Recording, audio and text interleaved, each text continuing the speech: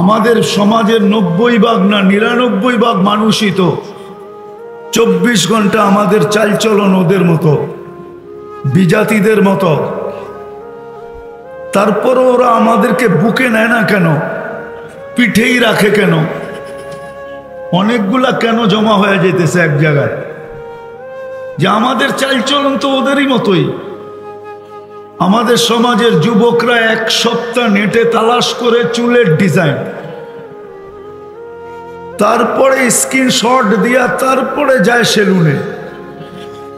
সেলুনের কোনো ডিজাইন ওর পছন্দ হয় না, ওই স্ক্রিনশটে যে ডিজাইন চয়েস করছে এক সপ্তাহ তালাশ করে ওই চয়েসে চুল কাটে। আজ পর্যন্ত তো পলাশ কেন, সারা বাংলাদেশের কোনো সেলুনে একটা ডিজাইনের নিচে লেখা নাই যে এই ডিজাইনটা মোহাম্মদুর রসুল্লাহর স্টাইল মতে। আছে নাকি? না আপনাদের পলাশে আছে? বাংলাদেশের কোথাও নাই। তাহলে আমাদের সমাজের যুবকরা তো চুল মোহাম্মদুর রসুল্লাহর স্টাইলে কাটে না, ও তো চুল কাটে বিজাতিদের স্টাইলে। পোশাক আশাক, খাওয়া লাওয়া, চলা ফিরা, পুরুষ বলেন, নারী বলেন, যুবক বলেন, বৃদ্ধ বলেন, 99% মুসলমান সব ওদের রঙে রঙিন। তারপরেও কেন আমরা ওদের কাছে সবচেয়ে বেশি ঘৃণিত, ওদের হাতে সবচেয়ে বেশি লাঞ্ছিত, ওদের কাছ থেকে আমরা সবচেয়ে বেশি বঞ্চিত, ওদের চোখে কেন আমরা সবচেয়ে বেশি দীক্ষিত? কারণটা কোথায়? বাবা উচিত, কিন্তু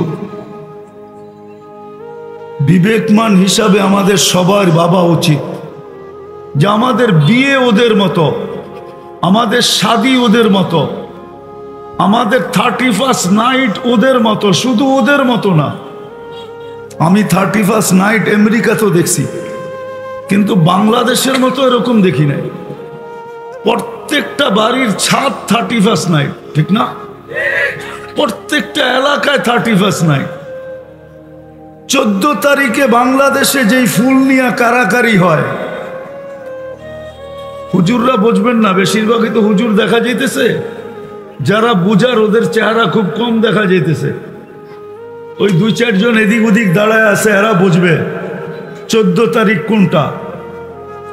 ফেব্রুয়ারির 14 তারিখে বাংলাদেশে যতটুকু ফুল নিয়ে কারাকারি হয়, আমি আমেরিকাতে 14 তারিখ কাটায় দেখছি, কোনো ফুল নিয়ে কারাকারি দেখি নাই। হয়তো এতটুক হইতে পারে, দেখা হয়েছে, গালে গাল লাগছে, আর ইংলিশে একটু বইলা দিছে তুমি আমার মধু, এতটুকু, ইউ আর মাই হানি। কিন্তু বাংলাদেশের মতো ফুল নিয়ে কারাকারি তো কোথাও দেখি নাই। কিন্তু তারপরও আমরা ওদের চোখে ঘৃণিত কেন? আমি সবার কাছে এই প্রশ্নটা রাখতেছি, কেন ওদের কাছে আমরা ঘৃণিত? কেন ওদের কাছে আমরা লাঞ্ছিত? কেন ওদের কাছ থেকে আমরা বঞ্চিত? কেন ওরা আমাদেরকে বুকে নেয় না?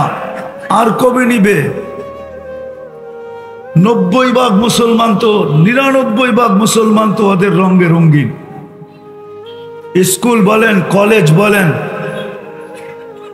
সর্বক্ষেত্রেই তো ওদের কালচারে আমরা আকৃষ্ট। তা সত্ত্বেও তো ওদের কাছে আমরা বঞ্চিত কেন? সত্য এটাই, যাকে আল্লাহ মুসলমানের ঘরে সদ ইচ্ছায় অস্তিত্ব দিলেন। ভালো করে কান খোলেন, যাদের নাম আমি আইসা দেখলাম এখানে, এদের পরে আমার জন্য যে কিছু বলার জন্য রাখা গেছে, এটা আমি বিশ্বাস করি না। কিন্তু নামটা উঠা গেছে এই জন্য আশা, কিন্তু বলার জন্য না। যাদের নাম দেখলাম আইসা পোস্টারে, এরা সবাই নাকি বইলা চলে গেছে।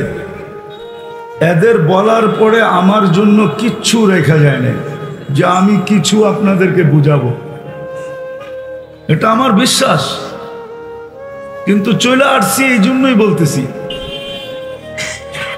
যতই আমরা ওদের রঙে রঙিন হই না কেন, রব্বে কাবার কসম, ওরা আমাদের রূপরেখা দেখে না। যেরকম হাদিসে আছে, আল্লাহ বলে মানুষের রূপরেখা দেখে না, লা ইয়ানজুরু ইলা সুয়ারিকুম ওয়ালা ইলা আজসামিকুম। হাট্টা গাট্টা মোটা সোটা দেখে না আল্লাহ, রূপরেখা দেখে না, বংশ বুলি দেখে না। যদি দেখতো তাহলে মক্কার মানুষগুলার জাহান্নামে যাওয়ার কোনো সুযোগ হতো না। কেননা মক্কার চেয়ে উত্তম জমিনই আল্লাহ তৈরি করেন নাই। ইন্না আউয়ালা বাইতিন উযিয়া লিন-নাস লাল্লাযী বিবাক্কাতা মুবারাকা। যেই মক্কা মুবারক, মান দাখালাহু কানা আমিনা মাসাবাতান লিন-নাসি ওয়া আমনা। এতগুলা জিনিস যেই জায়গার ভিতরে একত্রিত, হুদাল্লিল আলামিন, এক গাদা এক ডর্জন জিনিস যেখানে একত্রিত, জিবরিলের ফতোয়া যেখানে, কল্লাবতুল আরদা কুল্লা মা ওয়াজাদতু আতিয়াবা মিন মক্কা। দুনিয়ার জমিন ছাইনা দেখছি, সারা জগতের জমিন ছাইনা দেখছি, মক্কার চেয়ে উত্তম কোনো জমিন নাই। চাইলে ওইখানের মানুষগুলা কোনোদিন দোজখে যেত না। আর আল্লাহ যদি জাগা না দেখা বংশ দেখতেন, তাহলে আমার মনে হয় না বনু হাশেম কোনোদিন জাহান্নামে যেত। কুরাইশ তো যাওয়ার কথাই না, কুরাইশ যাইলেও যেতে পারতো, কিন্তু বনু হাশেম না। কেননা আমাদের নবীজি বনু হাশেমের থেকে নির্বাচিত। যদিও গোত্র কুরাইশ, কুরাইশের একটা শাখা বনু হাশেম, ওই বনু হাশেমের লোক জাহান্নামে যাবে এটা কোনোদিন সম্ভব ছিল না। কেননা আল্লাহর একমাত্র বন্ধু মুহাম্মাদুর কতটুকু যে নৈকট্য ছিল এটা বুঝে শেষ করা যাবে না। বন্ধুত্ব কতটুকু ছিল, বন্ধুত্ব কতটুকু ছিল। মেরাজ বন্ধুত্বের প্রমাণ, বন্ধুত্বের প্রমাণ। মেরাজ কোনো নামাজ আনার জন্য না, এটা হইতে পারে, কিন্তু মেরাজ বন্ধুত্বের বিকাশ। আল্লাহ যতজনের সাথে কথা বলছেন জমিনে রেখা বলছেন। মুসা আলাইহিস ইসলামের সাথে কথা বলছেন জমিনে রেখা, জাকারিয়া আলাইহিস ইসলামের সাথে কথা বলছেন জমিনে রেখা, ইয়াহিয়া আলাইহিস ইসলামের সাথে কথা বলছেন জমিনে রেখা। কিন্তু বন্ধুর পালা যখন আসছে, বলছে বন্ধুত্বের পরিচয় হবে না যদি জমিনে রেখা কথা বলি। উঠা আসেন আরশে, বসেন পাশে, তারপরে কথা হবে। এটা হলো বন্ধুত্বের পরিচয়। মনে হয় বুঝাইতে পারি নাই। এটা হলো বন্ধুত্বের পরিচয়। যে জমিনে রেখা কথা বললে বন্ধুত্বের পরিচয় হবে না। বন্ধুত্বের পরিচয় হবে কখন? যে আপনি আর আমি কেমন বন্ধু। ইঙ্গিত দিছেন, ইঙ্গিত কাবা কাউসাইনি আও আদনা, কাবা কাউসাইনি আও আদনা। তীরের গতি বাড়ানোর জন্য তীর ধনুক যখন দুকায়া কামানকে টান দেয়, তো দুই মাথা যেরকম মিলা যায় আইসা, তখন তীরের ভিতরে গতি বাড়ে, ছাড়লে দ্রুত গতিতে পৌঁছে। আল্লাহ দেখায় দিয়েছেন বন্ধুকে পাশে বসায় যে আমাদের ঘনিষ্ঠতা কতটুকু, আমরা একজনের আরেকজনের কাছে কতটুকু। এই জন্য মেরাজ ছিলেন। ওই রসুল যে ঘর থেকে নির্বাচিত, ওই ঘরের লোক কোনোদিন জাহান্নামে যেত না। আবু তালেব জান্নাতি না, এটা সারা দুনিয়া বলবে আবু তালেব জাহান্নামী। যদি আল্লাহ বংশ দেখতেন, আল্লাহ বংশ দেখবেন না, আল্লাহ বংশ দেখবেন না, আল্লাহ আধিপত্য দেখবেন না। আবু তালেব এরকম এক ব্যক্তি, দুনিয়ার যত জিনিস মানুষের ভিতরে তালাশ করে, বা যত জিনিসের মাধ্যমে মানুষ দুনিয়াতে সেলিব্রিটি হয় বা আকর্ষণের পাত্র হয়, আবু তালেবের ভিতরে একটাও কম ছিল না। 100% ছিল। ইতিহাস পড়তে হবে আবু তালেবের, তাহলে বোঝা যাবে আবু তালেব কে ছিল। মুহাম্মদুর রাসূলুল্লাহ সাল্লাল্লাহু আলাইহি ওয়াসাল্লামকে ৪৪ বৎসর বুকের ভিতরে রেখা পালছেন, সিনায় না, বুকের ভিতরে রেখা। আমার মনে হয় আবু তালেব হাতটাকে এক পাশে সরায়া দিয়া, কলিজাটাকে এক পাশে সরায়া দিয়া, যেই জায়গা হইছে ওইখানে মুহাম্মদুর রাসূলুল্লাহকে রাইখা ৪৪ বৎসর পালছেন, টানা ৪৪ বৎসর। ওই নবীকে পালছেন যার হাতের ছোঁয়া লাগলে দুনিয়ার আগুন সুতাও জ্বালানোর ক্ষমতা রাখে না। আনাস ইবনে মালিক রাদিয়াল্লাহু তাআলা আনহু থেকে রওয়ায়াত আছে যে ওনার দস্তরখানে খায়া আল্লাহ রসুল হাত মুছছিলেন, উনি জীবনভর দস্তরখানকে পানি দিয়া পরিষ্কার করেন নাই। উনি জীবনভর দস্তরখানকে পরিষ্কার করছেন আগুন দিয়া। ময়লা হইলেই আগুনে নিক্ষেপ করতেন, আগুন ময়লাকে খায়া ফেলতো, ছাই বানায়া দিত, উনি বাহির করে ঝাড়া দিতেন, দস্তরখান ফকফকে হয়ে যেত। দুনিয়া জিজ্ঞাসা করতেন, আনাস এই জাদু কোত্থেকে শিখলে? বলতেন এটা জাদু না, আল্লাহর রসুলের হাতের ছোঁয়া। ওই হাতেই কিন্তু আবু তালেবকে কবরে নামাইছেন, ওই হাতে। যার হাতের ছোঁয়া লাগলে এই অবস্থা হয়, যার পিঠের ছোঁয়া পাইলে মরা খেজুর গাছের চিৎকার বাহির হয়। জুমার খুতবা দিতেন খেজুর গাছের টেক লাগায়া, মেম্বরে পা দিতে দেরি, খেজুর গাছের চিৎকার বাহির হইতে দেরি হয় না। আল্লাহর রসুল মেম্বর থেকে নাইমা সান্ত্বনা দিছেন, তোকে ছোঁয়া দিতে থাকবো, পায়ের নিচে রেখা দিব, তোকে ছোঁয়া দিয়া মেম্বরে উঠব, জান্নাতে নিয়ে যাব, তুমি খেজুর দিবে, আমি খাবো। তারপরে শান্ত হয়েছে, এর আগে শান্ত হয় নাই।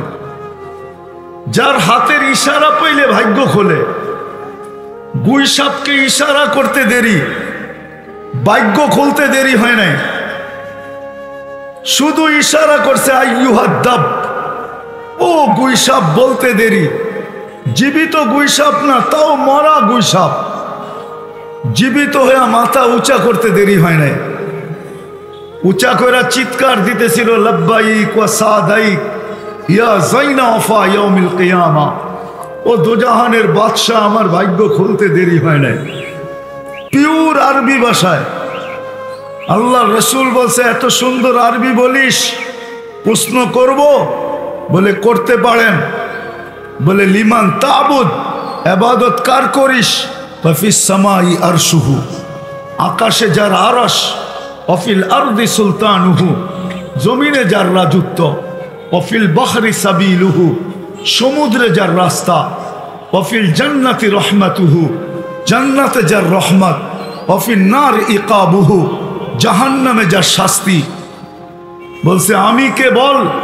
কান্তা রাসূল রব্বিল আলামিন, আপনি সমগ্র জগতের রবের রসুল, খাতামান নবিয়্যিন।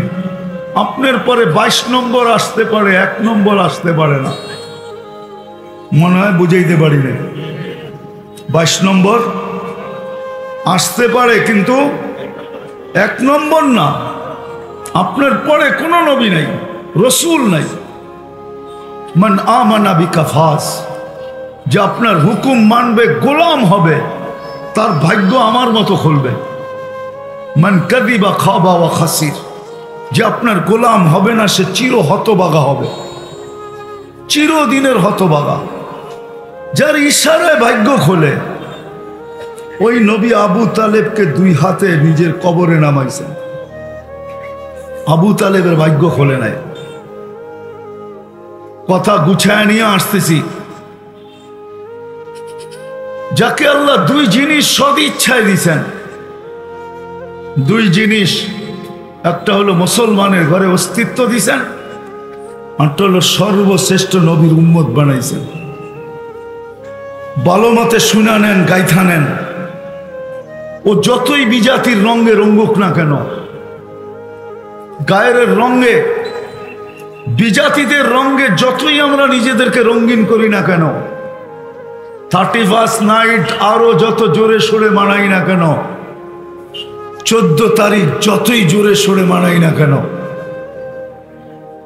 যতক্ষণ পর্যন্ত এক জায়গায় কলম না চালাবো ততক্ষণ পর্যন্ত ওরা রূপরেখায় আমাদেরকে কোনোদিন নিজের মানবে না, পিঠে নিবে, বুকে নিবে না,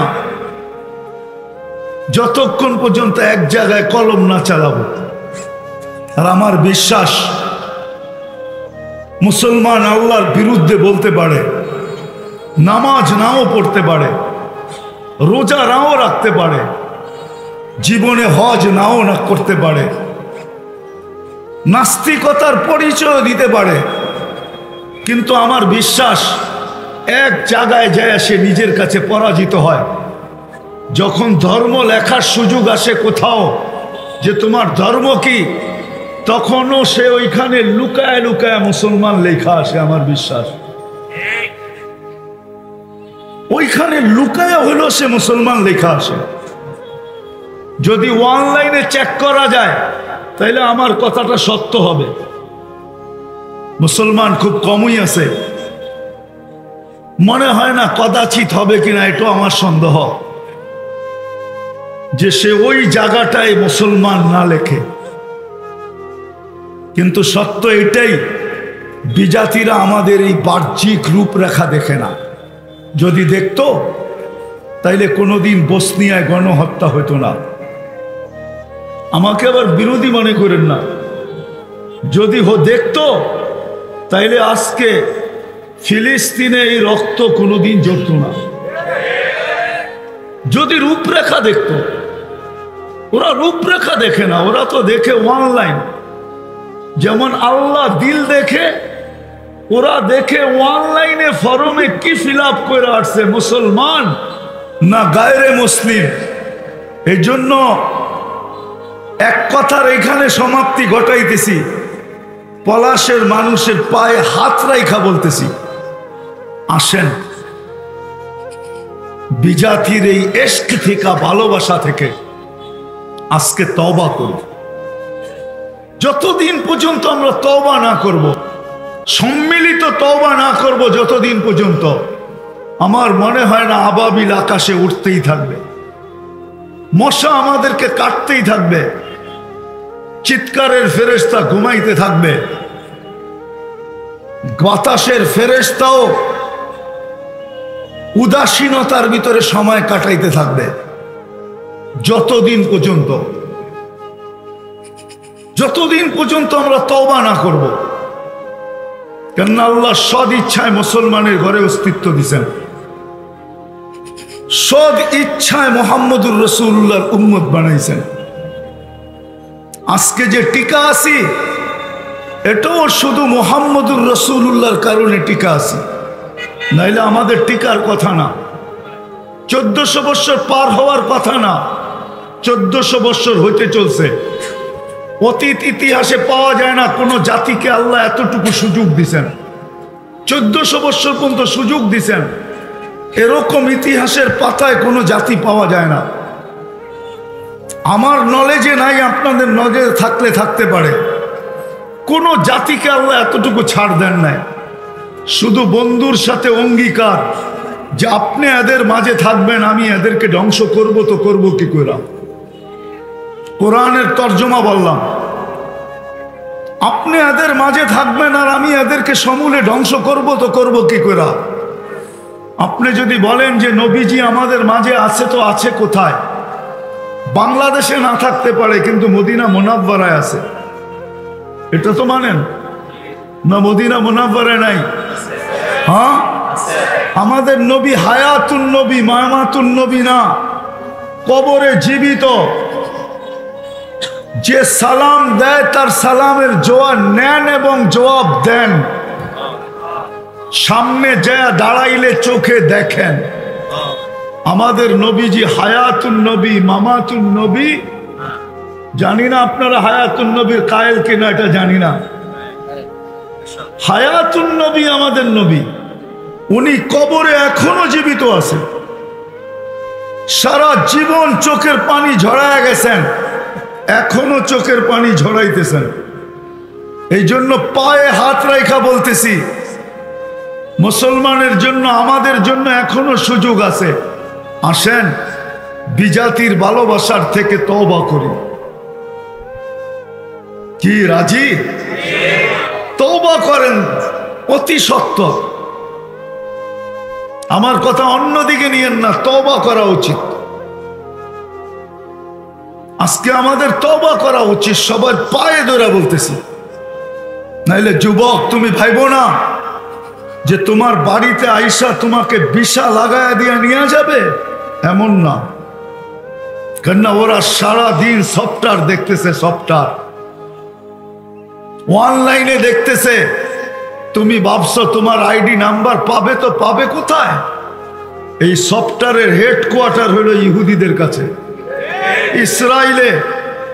তুমি এইখানে যেটাই অনলাইনে ছাড়ো, ওটা ওইখানে যে পৌঁছে শেষ ওইখানে হয়। লেখা আছে ওইখানে তুমি মুসলমান লেখছ।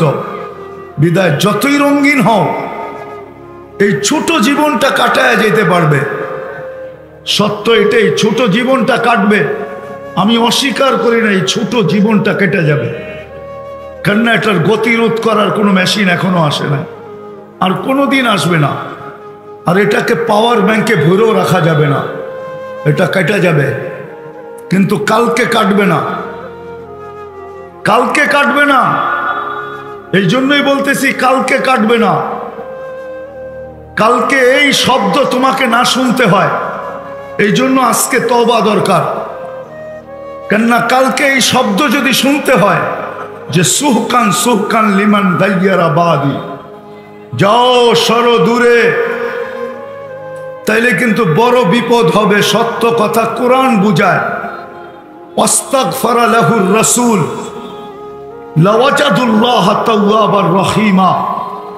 কালকে যদি মুহাম্মদুর রাসূলুল্লাহ সাল্লাল্লাহু আলাইহি ওয়াসাল্লাম আমার পক্ষে না গেলেন, তো আল্লাহ আমার পক্ষে যাবে না, দুনিয়ার কোনো শক্তি আমার পক্ষে যাবে না। কালকে যদি মুহাম্মদুর রাসূলুল্লাহর হাত আমার পক্ষে না উঠলো, কেননা কিয়ামতের মালিক আল্লাহ আমি মানি, কিন্তু রাজা কিন্তু মুহাম্মদুর রাসূলুল্লাহ। জানি না আপনারা মানবেন কি মানবেন না। আল্লাহ মালিক বটে, কিন্তু রাজা মুহাম্মদুর রাসূলুল্লাহ। কেননা আল্লাহ রসুল বলছে লিওয়াউল হামদি বিয়াদি ইয়াউমাল কিয়ামা, আল্লাহর ঝান্ডা কিয়ামতের দিন আমার হাতে থাকবে। যে মনের গোলাম হয়ে গেছে, ওর জন্য কোনো শয়তানের দরকার নাই,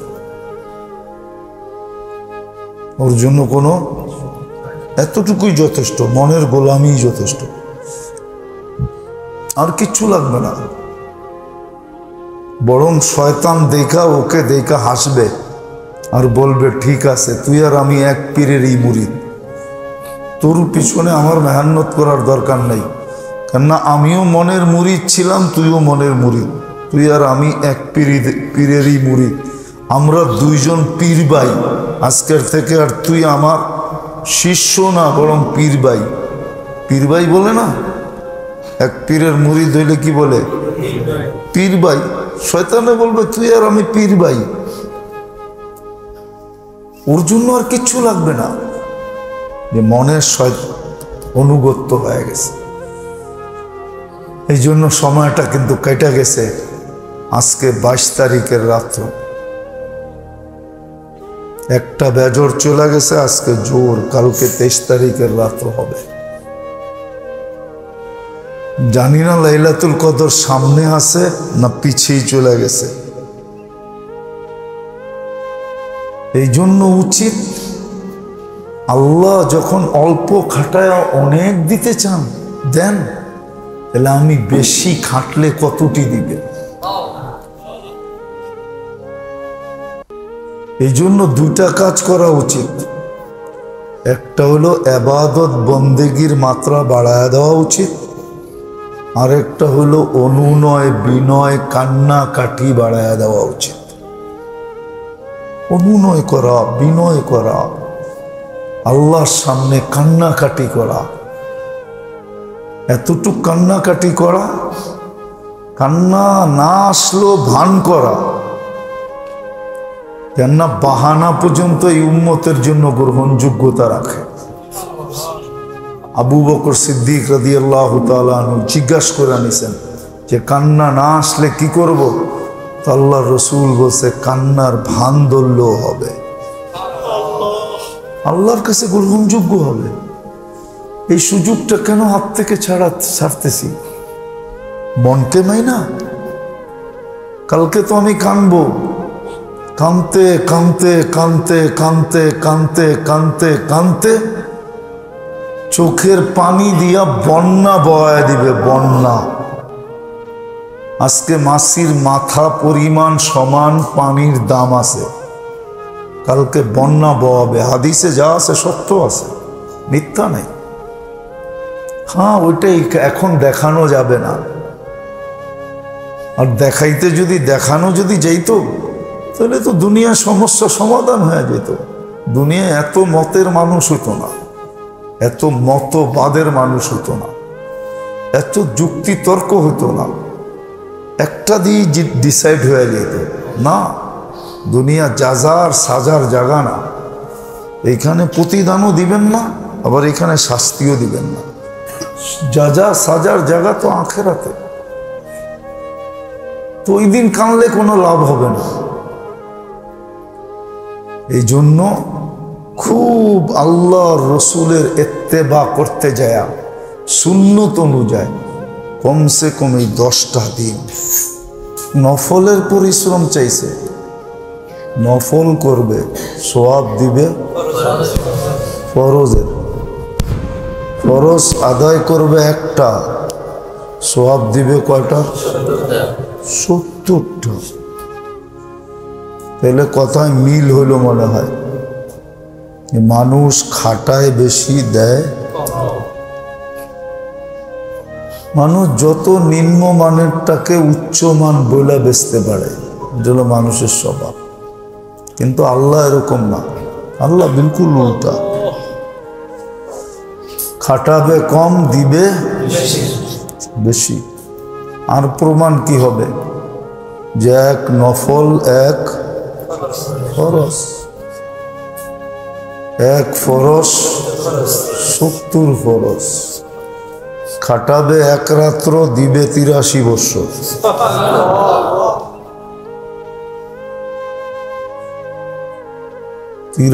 বছর দিবে।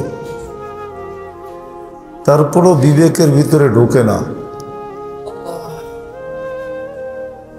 বিবেকের ভিতরে ঢোকে না, ঢুকতেছে না। আমাদের দেখতেছি তো, বিবেকের ভিতরে ঢোকে না। অনেক সময় আছে না, জাম খায়া যায়। জং ধরতে ধরতে ধরতে ধরতে এরকম জাম হয় যে এখন আর কোনো মেশিন দিয়ে কাজ হয় না।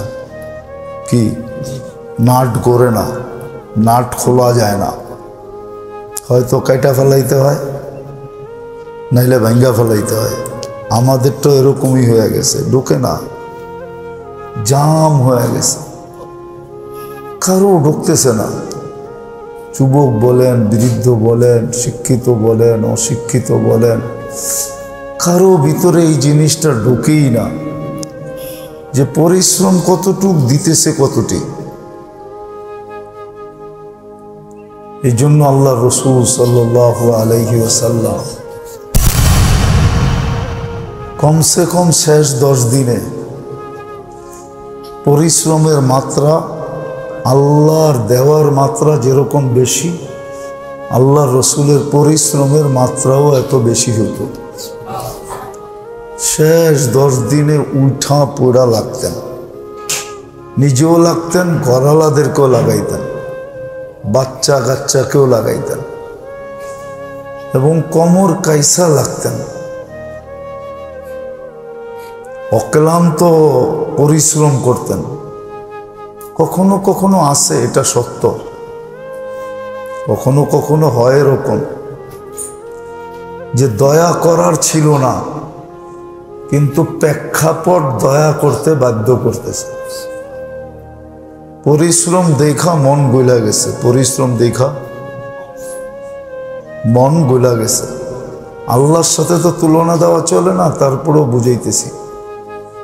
যখন আল্লাহ বন্দার কান্নাকাটিকে দেখেন আর পরিশ্রমকে দেখেন, যে খুব খাটতেছে, খুব কান্নাকাটি করতেছে, খুব অনুনয় বিনয় করতেছে, খুব চাওয়াচাই করতেছে, তখন এক সময় না এক সময় আল্লাহর রহমত জোশে আসে আর শেষমেশ বন্দাকে মাফ করিয়ে দেন। এরকম প্রমাণ হাজারো আছে। ওই প্রেক্ষাপটটা বানানোর জন্যই আল্লাহ রসূল সাল্লাল্লাহু আলাইহি ওয়াসাল্লাম আমাদেরকে বোঝানোর জন্যই এটা করছেন যে শেষ 10 দিনে পরিশ্রমের মাত্রা সীমাহীন বাড়ায়া দিতেন, ইবাদতের মাত্রা বাড়ায়া দিতেন, কোমর কাইছা লাগতেন, সারা রাত্র ইবাদত করতেন, খুব আল্লাহর কাছে চাইতেন। ঠিক আমাদেরকেও আল্লাহ রসুলের সুন্নতের ইত্তেবা হিসাবে, আর নাইলে কিন্তু কেটে যাবে। কে কখন মরবো এটা কেউ জানি না। আপনজনরা শুধু 2 দিন কাঁদবে, 2 দিন 3 দিন কাঁদবে, আর বেশি কাঁদবে না। এটাই সত্য, হাদিসের শব্দ এটাই। 3 দিন 4 দিন কাঁদবে, তারপরে আর কাঁদবে না। তারপরে ফেরেশতা সান্ত্বনা এদের দিলের ভিতরে বাইটা দেওয়া যাবে, ছড়ায়া দেওয়া যাবে। এরা বলবে আমাদের তো বাঁচতে হবে, মানুষ মরণশীল বইলা বলবে সবাই মরণশীল, মরতে হবে, আমাদের তো বাঁচতে হবে। কানতে কানতে জান দিয়া লাভটা কি? 4 দিন পরে কান্না বন্ধ হয়ে যাবে।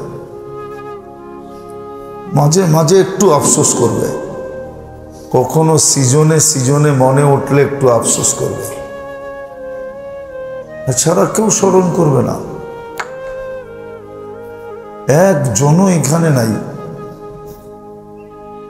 যেই রমজানে এরকম মাগফিরাত, রহমত, নাজাত, কয়জন নিজের বাপদাদার জন্য চোখের পানি ঝরায় আল্লাহর কাছে চাইছে?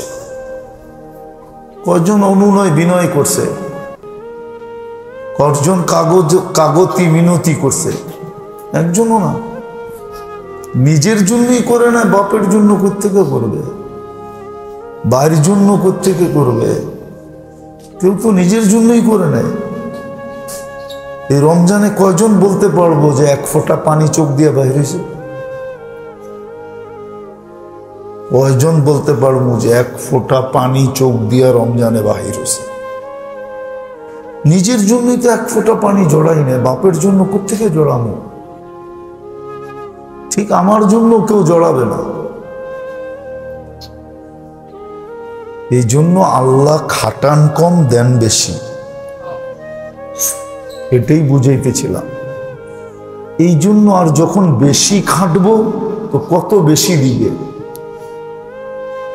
এই জন্য আল্লাহ রসুল বেশি রমজানের শেষ 10 দিন কোমর কাইসা লাগতেন, এরকম ভাবে লাগতেন, এরকম ভাবে লাগতেন, এরকম ভাবে লাগতেন, এরকম ভাবে লাগতেন, এরকম ভাবে লাগতেন যে আল্লাহর রহমত যেন আকৃষ্ট হয় না হোক। একটা পরিবেশ তৈরি করেন, কাজে লাগাই, নাহলে বড় আফসোস হবে। বিয়ে বাড়ি এসে যদি খাওন না পাইল তাহলে এর চেয়ে বড় আফসোস থাকে না।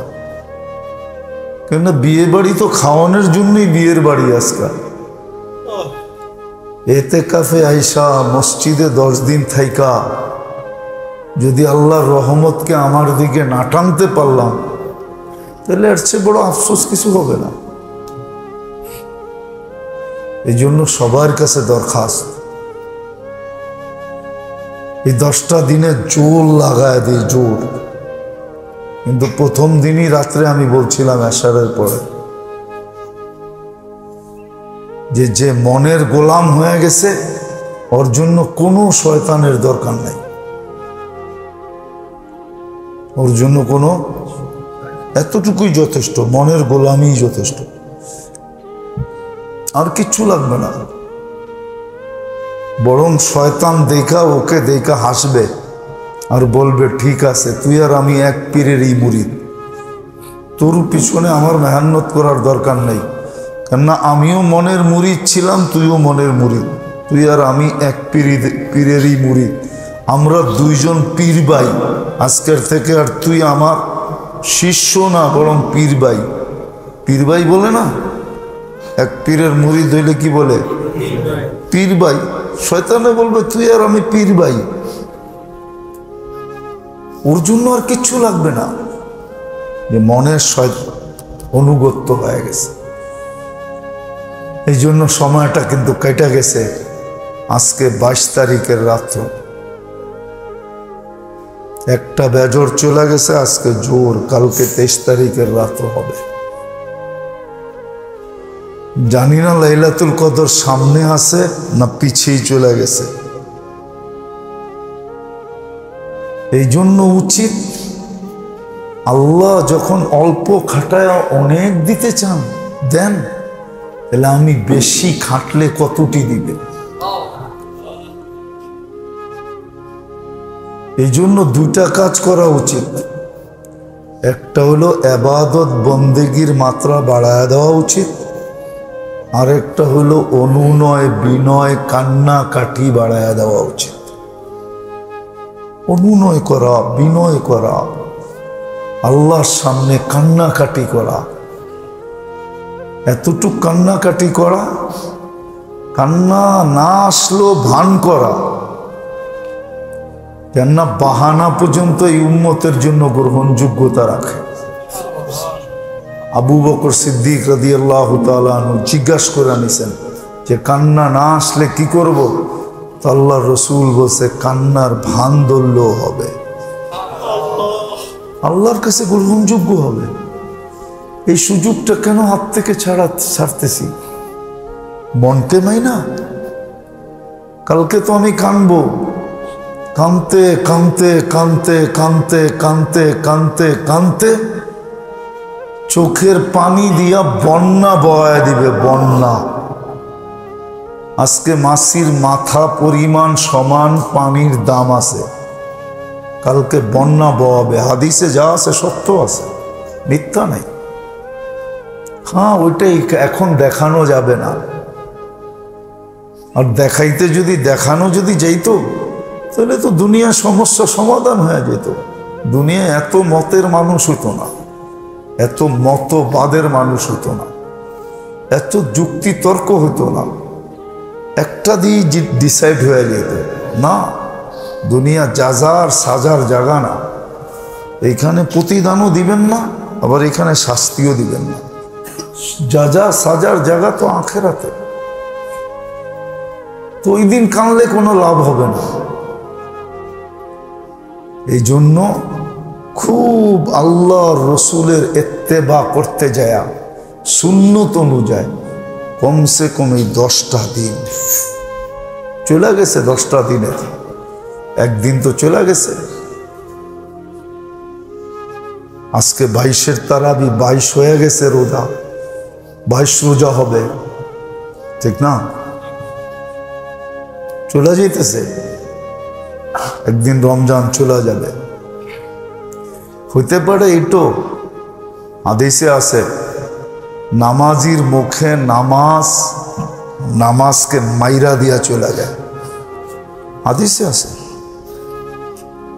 ময়লা কাপড়ের মতো গুটাইয়া নামাজির মুখে নামাজকে মাইরা দেয়, আর মাইরা দিয়া নামাজ বলে, যাইয়াকাল্লাহ কামা যাইয়াতানি, আল্লাহ তোকে ধ্বংস করুক যেরকম তুই আমাকে ধ্বংস করছস। হতে পারে রমজানও শেষে আমাকে মুখে মাইরা দিয়া চলে যাবে যে আল্লাহ তোকে ধ্বংস করুক যেরকম তুই আমাকে ধ্বংস করছস। আর রমজান যদি বিরুদ্ধে চলে যায়, কেউ আপনার পক্ষে যাবে না, আল্লাহ যাবে না, রসুল যাবে না, কেউ আমার পক্ষে যাবে না। রমজান যদি বিরুদ্ধে চলে যায়, এই জন্য কিতাবে আছে, একজনকে ফেরেশতারা মারবে, আল্লাহ রসুল বলবে আমার উম্মত মারো কেন? তো রমজান বিরুদ্ধে চলে গেছে, তাইলে আর আমি পক্ষে কিছু বলার সুযোগ রাখি না, তাইলে আর আমি পক্ষে কিছু বলবো না, রমজান বিরুদ্ধে চলে গেছে। এই জন্য বিবেক বুদ্ধিকে সজাগ করি, খুবই কয়টা দিন খাটি, ইবাদতে খাটি, বন্দেগিতে খাটি, তসবিতে খাটি, তাহলিলে খাটি, দুরুদে খাটি, ইস্তেগফারে খাটি, বেশি বেশি আল্লাহর কাছ থেকে জাহান্নাম থেকে পানা চাই। আল্লাহুম্মা আজিরনা মিনান নার, আজিরনা মিনান নার খুব পড়ি, আল্লাহর কাছে জান্নাত চাই, খুব চাই, যে এতটুকু চাই, এতটুকু খাটি যে আল্লাহ বোঝে যে না খাটতেছে, তারপরে অনুনয় করি, বিনয় করি, আল্লাহর সামনে চোখের পানি ঝরাই, একা একা কাঁদি, মনে মনে কাঁদি। এই উম্মতের মনের কান্নাও দাম আছে। কেউ যদি মনে মনে কাঁদলো, মনে মনে কেমনে কাঁদে? আপনি মনে মনে কাঁদার ইচ্ছা করেন তো মনে মনে কাঁদতে পারবেন। মনে মনে কাঁদি খুব 10 দিন, যেন আল্লাহর রহমত আমার দিকে দাবিত হয়। আল্লাহ যেন শেষ 10 দিনেরটা আমাদেরকে দিয়া দেন। আল্লাহ আমাদের এই কথাগুলার উপরে আমল করার তৌফিক দান করেন। মেরে দোস্ত, যেই তরতিব এখানে দেওয়া হয়েছে, এই তরতিবের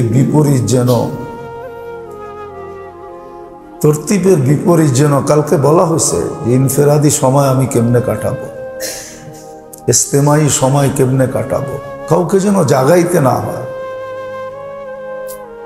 10 দিন না ঘুমাইলে কিছু হয় না। খোদা না খাস্তা যদি সমস্যা হয়ে গেল, তাইলে তো 30,000 বছর ঘুমাইতে দিবে না কবরে। আর যদি সমস্যা না হইল, সমাধান হয়ে গেল, তো কমসে কম কবরে 30,000 বছর ঘুম পড়ায় রাখবে। মানুষ যখন ঘুমে থাকে না, তো সমাজের সময়ের গতি কেমনে যায় এটা অনুভব হয় না। হয় নাকি? হ্যাঁ হয়।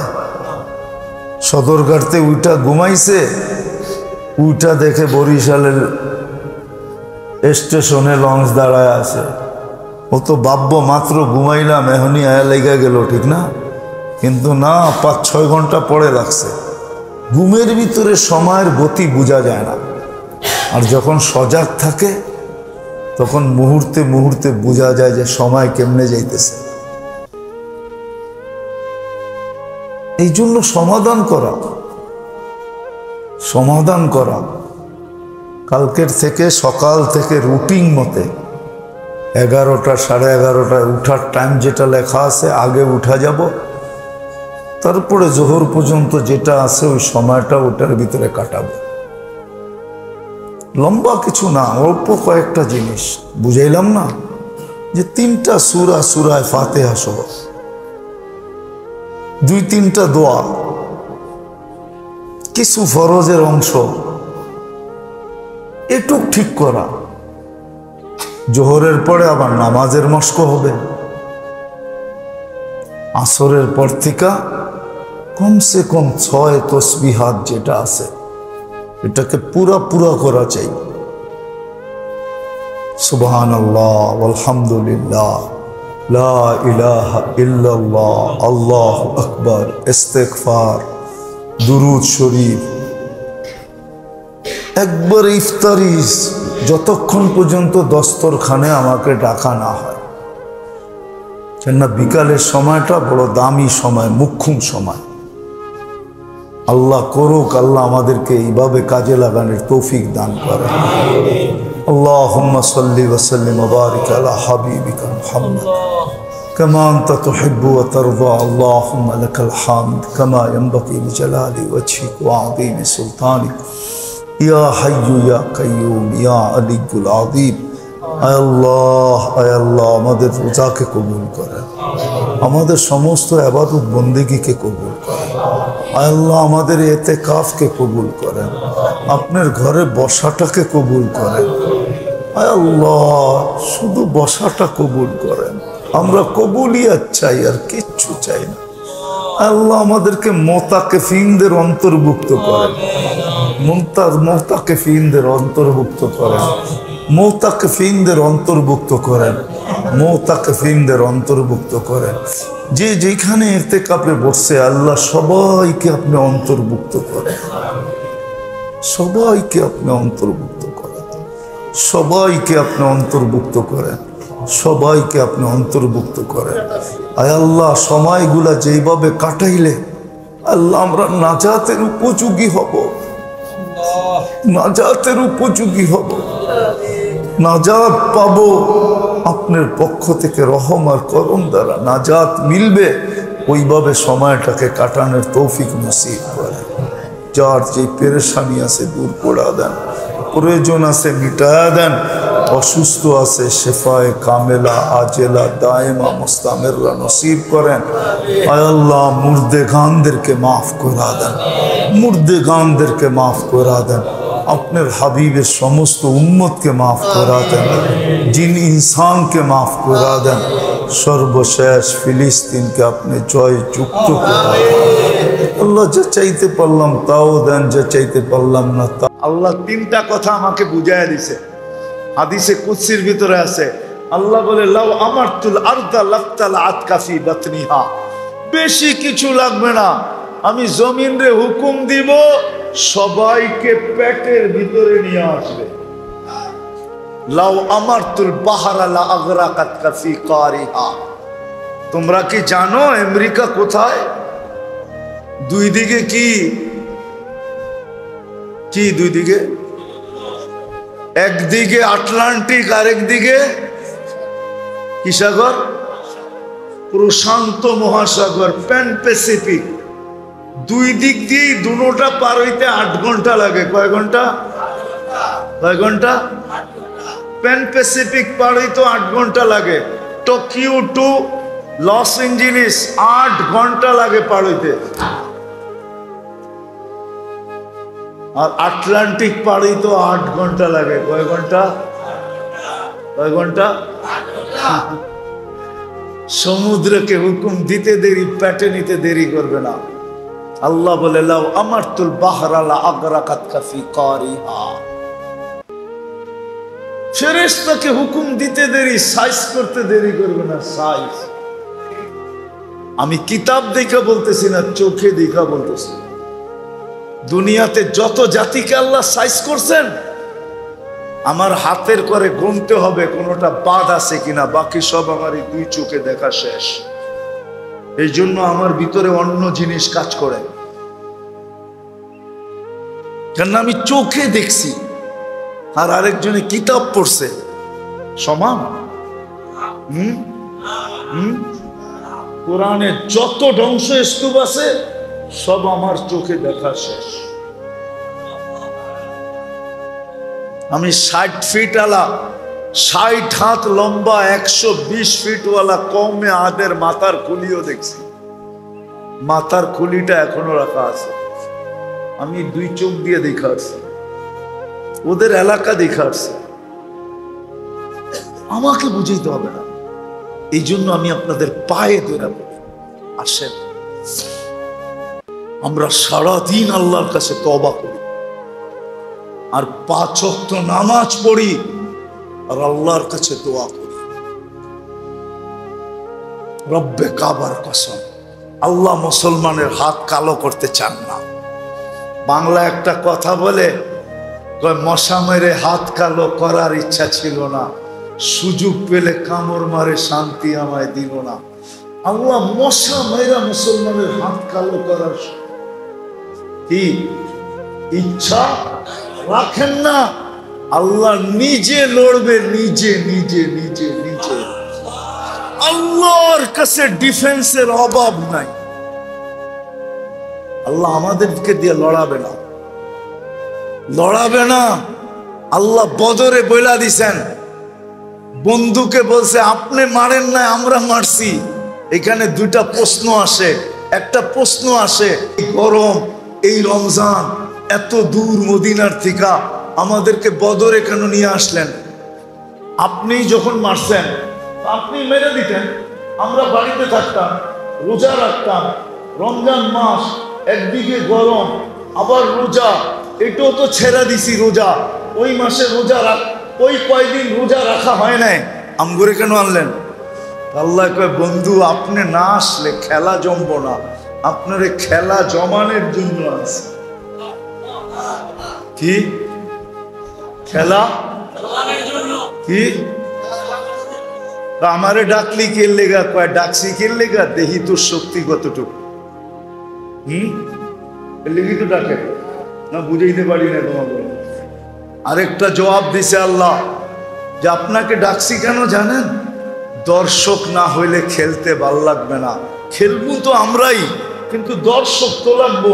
আপনার দর্শক হিসাবে নিয়ে আসছে, আপনি দেখতে থাকেন, আমরা খেলতে থাকি। খেলবে আল্লাহ, হার যুগে আল্লাহ খেলছে, এখনো আল্লাহই খেলবে, কিন্তু শর্ত হইল আমাকে তওবা করে ফিরে আসতে হবে। মুসলমান হিসাবে পরিচয় দিতে হবে যে বাস্তবিক আমি মুসলমান, বাস্তবিক আমি নবীর উম্মত।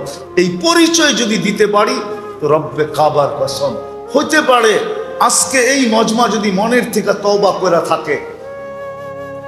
আমি তো বলতেছি, রাগ হয় না, আমি আপনাদেরকে উত্তেজিত করতে চাইতেছি না। আমি বলি, আজকে কয় মাস যুদ্ধ চলতেছে ফিলিস্তিনে? কয় মাস? কয় মাস? 8ম মাস চলতেছে। কত? 8 মাস চলতেছে। এখানের একজন আমাকে বলেন যে ফিলিস্তিনের জন্য আপনি 2 রাকাত সালাতুল হাজত পড়ছেন? একজন বলেন যে আমি ফিলিস্তিনের জন্য 2 রাকাত সালাতুল হাজত পড়ছি? একজন পাইলাম, কেননা 2 জন 3 জন, 5-6 জন হয়েছে আর কি, আর বেশি না। অথচ হুকুম ছিল আস্তাইনু বিসসবরি ওয়াসসালাহ।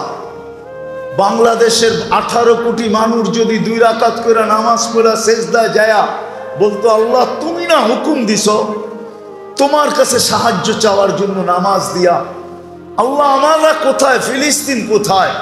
ফিলিস্তিন পর্যন্ত আমাদের মধ্যে কতগুলা দেশ পার হয়ে যেতে হবে, কতগুলা সমুদ্র পার হয়ে যেতে হবে। আমরা ওইখানে যাই তো যাই কি কইরা?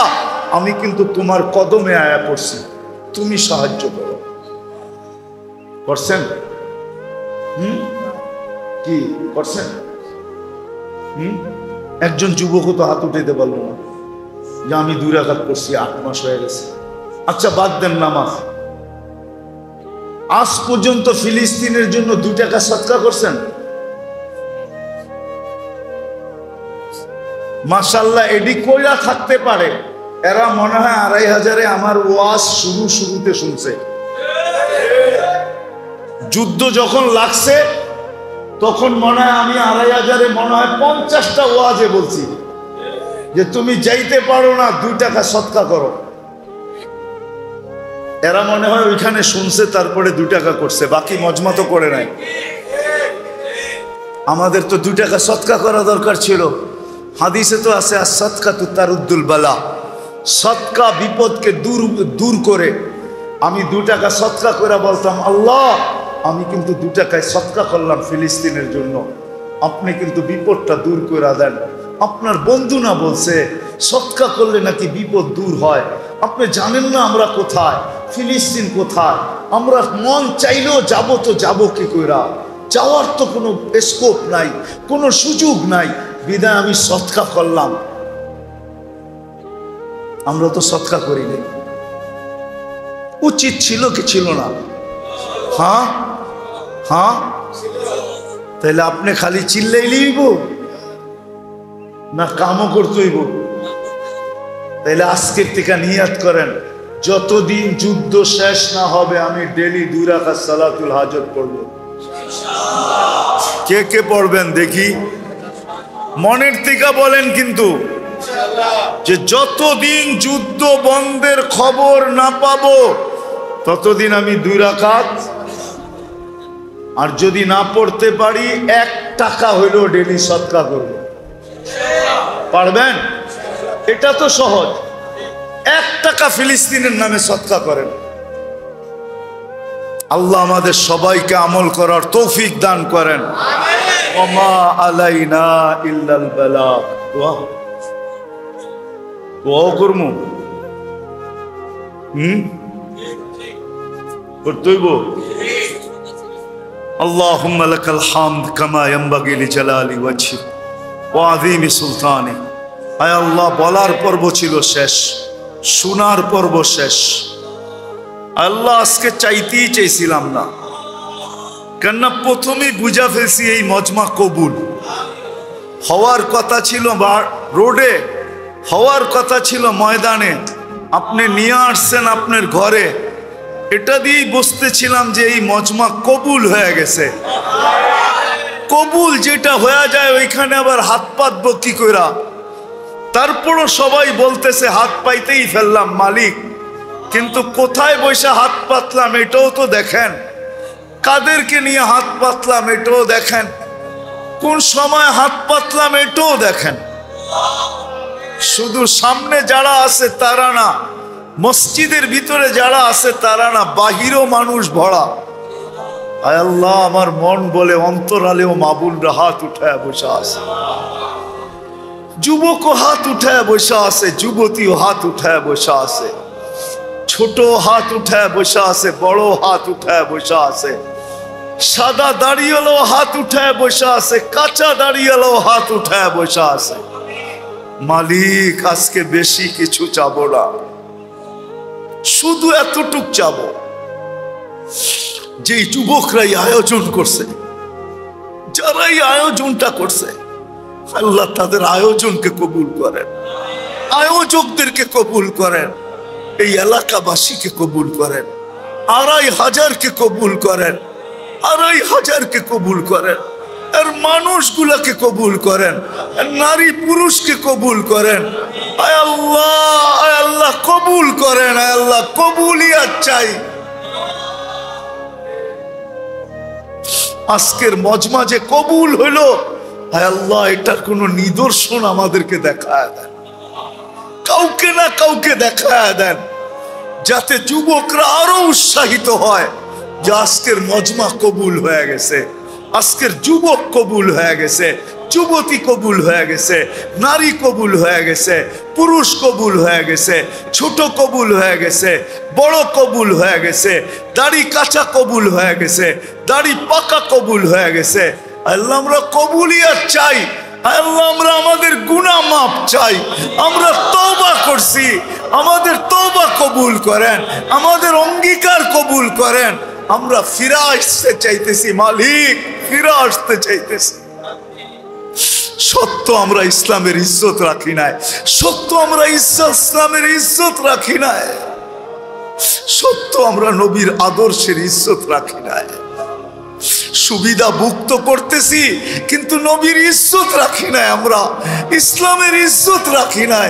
আমরা তওবা করলাম, মালিক আমাদের তওবা কবুল করেন, আমাদের গুনাহ খাতা মাফ করে দেন, যার যে পেরেশানি আছে দূর করে দেন, প্রয়োজন আছে মিটায়া দেন, অসুস্থ আছে সুস্থতা দেন, সুস্থ আছে সর্ব ধরনের রোগ থেকে হেফাজত করেন।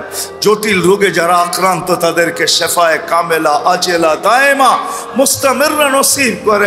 আল্লাহ যাদের কুল খালি সন্তান দিয়ে কুল ভরা দেন, যারা বিয়ে শাদী নিয়ে পেরেশান, ছেলে তো সঠিক পাত্রীর বন্দোবস্ত করে দেন, মেয়ে তো সঠিক পাত্রের বন্দোবস্ত করে দেন, সন্তানকে মা বাবার বাধ্য বানায় দেন।